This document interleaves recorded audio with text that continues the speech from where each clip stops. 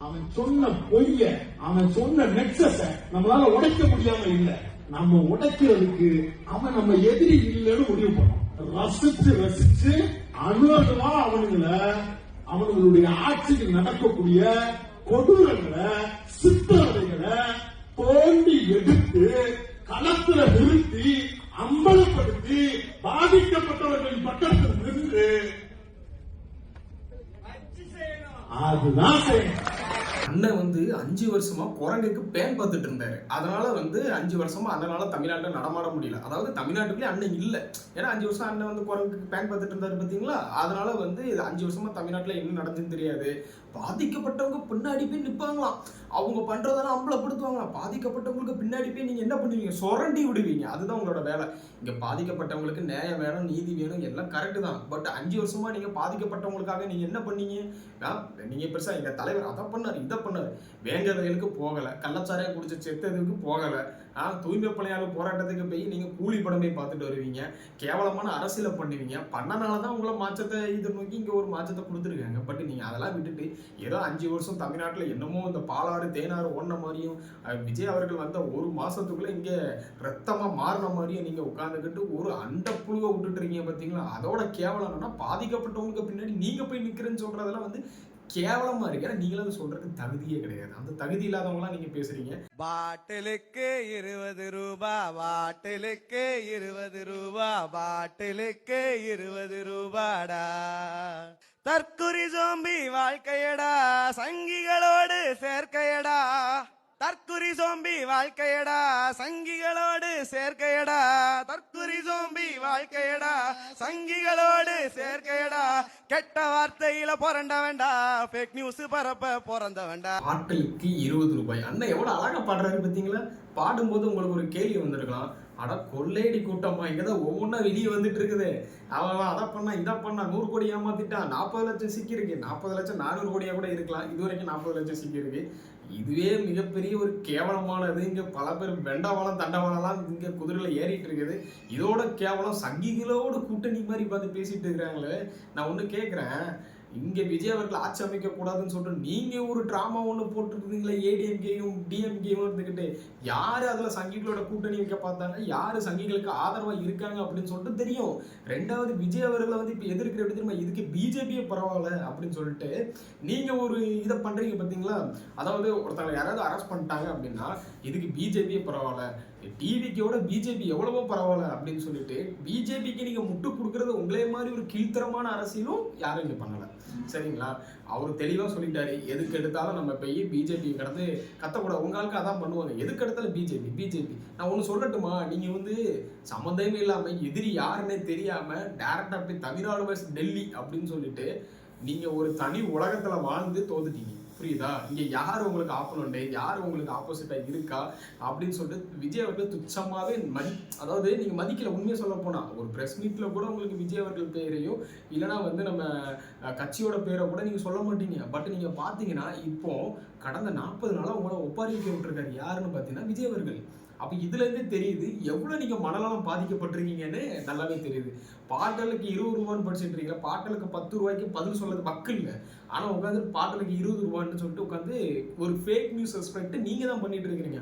அபிஷோன வார்த்தை நீங்க தான் பேசிட்டு இருக்கிறீங்க. உங்களை ஏற்று கேள்வி கேட்ட ரூட் மாஃபியான்னு சொல்லிட்டு அதுக்கு ஒரு முத்திரையும் கொடுத்துவீங்க. அது போக தற்கொலை முட்டாள்கள்னு சொல்லிட்டு 1,75,00,000 பேர் ஓட்டு போட்டோன்னு அத்தனை பேரும் தற்கொலை முட்டாள்னு சொல்லுவீங்க. எனக்கு ஒண்ணு புரியல, உங்க ஆட்சிக்குள்ள இதே பேரு தானே ஓட்டு போட்டாங்க. அப்ப அவனை அப்பெல்லாம் உங்களுக்கு நியாயமா இருந்தவங்க அவங்க அப்போ தற்கொலை முட்டாளும் கிடையாது. இப்ப தற்கொலை முட்டாளம் மாறிட்டாங்க. மக்களை தான் நீங்க சொல்லிட்டு இருக்கீங்களே தவிர ஓட்டு போட்டு உட்கார வச்சிருக்கிறது ஒரு முதலமைச்சர் உட்கார வச்சிருக்கோம். ஆனா நீங்க அவரை அவரையும் எங்களையும் எல்லாத்தையும் சேர்த்து தற்கொலை முட்டாளுங்க. நீங்க செஞ்ச தப்பெல்லாம் எடுத்து காமிச்சா நாங்க தற்கொலைகள்.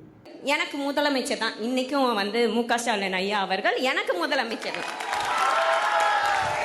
இன்னைக்கு அமோனியால இவ்வளவு பேர் இறந்துட்டாங்கல்ல, எப்படி செத்துருப்பாங்க? கண்ணு காது மூக்கு வாயின்னு எல்லாத்துலயும் ரத்தம் செத்துருப்பாங்கல்ல. நடக்காம இருக்க சும்மா ஆய்வு போனீங்களே, இதுக்கு எதுக்கு எங்கேயும் நடக்காம இருக்கிறதுக்கு ஏன் ஆய்வு போகல?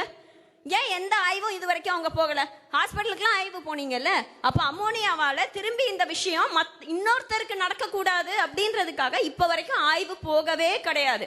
இதை தான் நம்ம கேள்வி கேட்கணும். முதல்ல அக்கா என்ன சொல்றாங்கன்னா, முதலமைச்சர் இன்ன வரைக்கும் எனக்கு மு.க. ஸ்டாலின் தான் அப்படின்னு சொல்லிட்டு சொல்றாங்க. அக்கா வந்து தெரியல போல. அக்கா நம்மளோட குளத்தூர்ல வந்து எம்எல்ஏ கூட கிடையாதுக்கா. குளத்தூர் மக்கள் தலையில ஒரு கொட்டு போட்டு உட்கார வச்சிட்டாங்கக்கா. அப்படிப்பட்டவங்க நீங்க எப்படி முதலமைச்சர்னு சொல்லலாம்? அப்ப நீங்க தான் தற்கொலை. அதாவது நான் சொல்றது புரியுதா உங்களுக்கு? தற்கொலைகள் தற்கொலைத்தனமா பேசுது. அதுக்கு வந்து கிளாப் தட்டிட்டு இருக்காங்க. ரெண்டாவது அக்கா என்னன்னு சொல்றாங்கன்னா, அம்மோனிய வாயு கசினோலாம் நீங்க என்ன ஆய்வுக்கு போகல அப்படின்னு கேட்கறாங்க. நான் ஒண்ணு கேட்கிறேன், வேங்கவியலுக்கு ஏன் போகல? அதே மாதிரி கள்ளச்சாராயம் குடிச்சு செத்தாங்கல்ல, அப்பெல்லாம் எதுக்கு போகல? நீங்க கண் எரிஞ்சு அது எரிஞ்செல்லாம் இப்படி இறந்துருப்பாங்க அப்படின்னு சொல்றீங்களே. அவன் சாராயம் குடிச்சு வயிறு எரிஞ்சு செத்து போயிட்டானே, அதுக்கு போய் ஆய்வு பண்ண வேண்டியதானே? அதுக்கெல்லாம் ஏன் போகல? உங்களால் எதுக்குமே போகல. தூய்மை பணியாளர் ஒருத்தங்க போராட்டம் பண்ண முடிச்சு நீங்க கண்டுக்கலையே. நீங்க உட்காந்து படம் தானே பார்த்துட்டு இருப்பீங்க. பெருசா வாய்க்கிலேயே உட்காந்து பேசுறீங்க. ஏதோ எல்லாம் பண்ணி கிழிச்ச மாதிரியும், நீங்க பண்ணி கிழிச்சதுல இங்க தமிழ்நாட்டு நல்லா உருப்பிட்டு இருக்கிற மாதிரியும் உட்காந்து பேசிட்டு இருக்கிறீங்க. இது உண்மையில தற்கொலையா இல்லைன்னா பேன தற்கொலைத்தனமா பேசுதான்னு கூட நமக்கு தெரியாது. உண்மையை சொல்ல போனீங்கன்னா இது வந்து எப்படின்னா பப்ளிசிட்டி பைத்தியம். புரியுதா உங்களுக்கு? மற்றவங்களாவது ஏதாவது ஒருத்தவங்களை இந்த கூட்டத்துக்காக பேசணும்னு இருக்கும். இது வந்து என்ன நடக்குது, என்ன மேட்ச், என்ன இதுன்னே தெரியாம உட்காந்து பேசுறது தான் இந்த தற்கொலை ஜூலியோட வேலை. கடந்த 5 வருஷமா மக்களுக்காக இவங்க வந்து பயங்கரமா போராடினவங்கன்னு பாத்தீங்களா? கடந்த 5 வருஷமா டிஎம்கே ஆட்சியில் எதுவுமே தப்பு நடக்காத மாதிரி முட்டு கொடுத்ததுல இந்த முக்கியமான ஆளு இந்த ஜூலி. அதே மாதிரி விஜய் அவர்களுக்கு எதிராகவும் டிவிகே அரசுக்கு எதிராகவும் அவங்களோட தொண்டர்களையும் அதிக அளவுக்கு வந்து புண்படுத்தினது இவங்க தான். புண்படுத்த மீன்ஸ் நான் என்ன சொல்றேன்னா, அதுக்கு பதிலுக்கு இவங்க வச்சு செஞ்சு விட்டாங்கன்னு வச்சுக்கலாம். பட் உங்களை வந்து தரக்குறைவாகவும் தற்கொலைத்தனமாகவும் நடந்துக்கிட்டது இதுதான். தேவையில்லாம இவர்களை கண்டா ஓடுங்க அப்படின்னு சொல்லிட்டு நான் ஒன்று சொல்றேன்.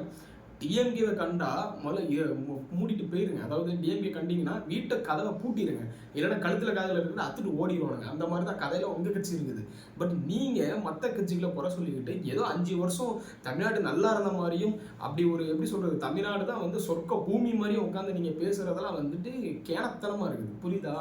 ஏதோ நீங்க ஸ்டாலின் அரசுல வந்து அவ்வளவு நல்லா இருந்துச்சு இவ்வளவு நல்லா இருந்துச்சுன்னு சொல்லிட்டு கேவலமா பேசிட்டு இருக்கீங்க. மக்களுக்கு தெரிஞ்சுதானங்க ஓட்டை மாத்தி போட்டிருக்காங்க.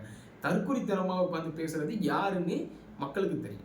திருக்குறளுக்கு மாற்றாக புரட்சிகர வரிகளுடன், திருக்குறளுக்கு பதிலாக புரட்சிகர வரிகளுடன் இந்த பேரவை தொடங்குகிறது. அந்த வரிகளை இதோ உங்களிடத்தில்.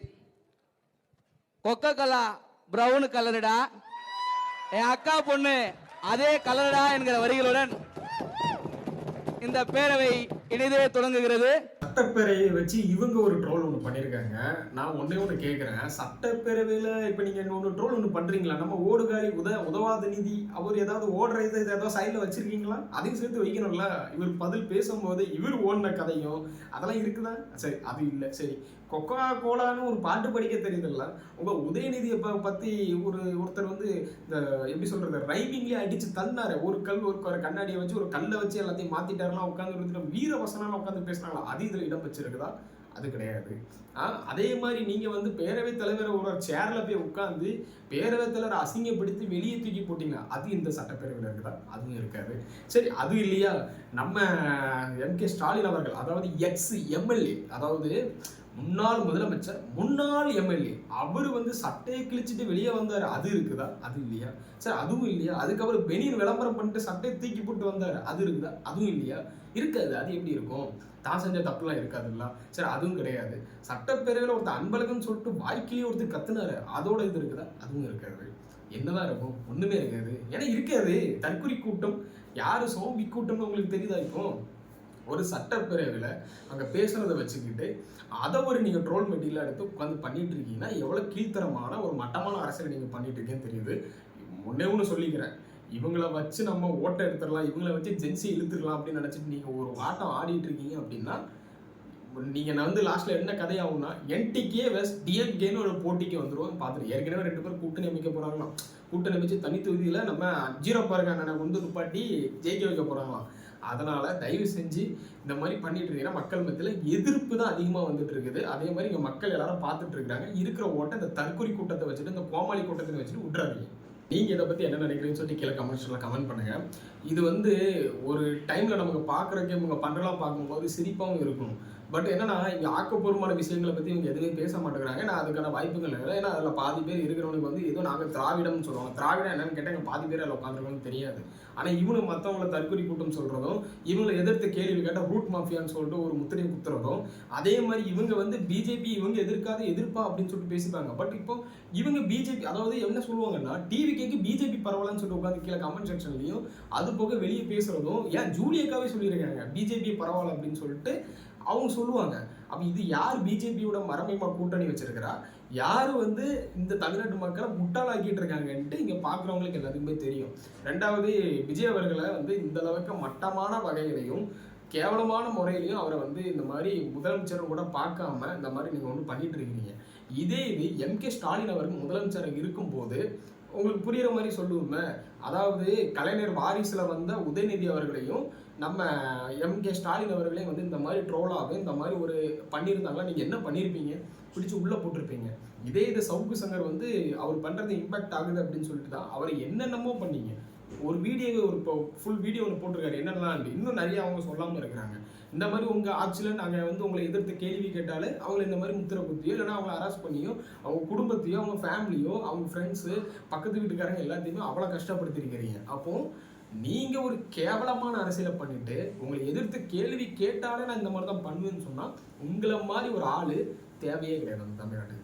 அதனால நீங்க இனிமே வந்து தலைகள்ல தண்ணி குடிச்சாலும் என்னதான் உருட்டு பிறண்டாலும் எனுமை இங்க வர முடியாது. டிஎம்கே வர விட மாட்டோம். இதான் பாருங்க.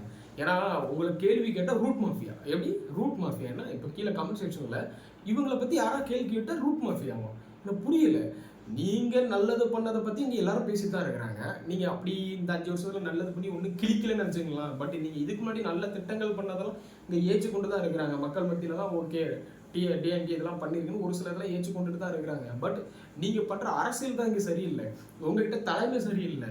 எவனாலும் என்னெல்லாம் பண்ணிக்கலாம், எவனாலும் என்ன ஊழலாலும் பண்ணிக்கலாம், எவனாலும் மிரட்டலாம். டிஎம்கே ஆட்சிக்கு வந்துச்சுன்னா எவனும் பயப்பட மாட்டான். இதுதான் நடந்துட்டு இருக்கோம் டிஎம்கே இருக்கிறவங்க மட்டும்.